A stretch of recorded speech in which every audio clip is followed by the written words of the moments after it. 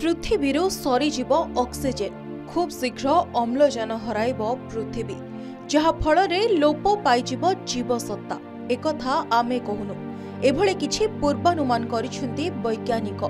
पृथिवी जीवसत्ता पई आवश्यक होइतिबा ऑक्सीजन स्तर आउ मात्र 100 कोटी वर्ष रही पारे बोली नेचर जियो साइंस मैगजीन रे वैज्ञानिक अध्ययन रिपोर्ट प्रकाश पाइछि। पृथिवीरु धीरे धीरे कमिब अम्लजान स्तर एवं पृथिवीरु जीव जगत शेष हेबार यथेष्ट संभावना रहिछि।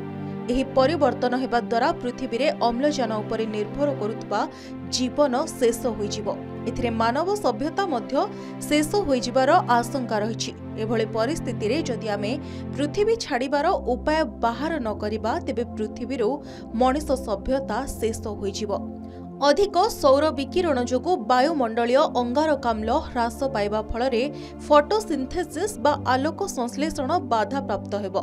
फलरे अम्लजान स्तर रे तीव्र ह्रास घटिबो। एही अम्लजान विहीन पृथिवी रे वायुमंडल रे मिथेन र मात्रा अधिक रहिबो, अंगारकाम्ल स्तर कम रहिबो ओ ओजोन स्तर रहिबो ही नाही।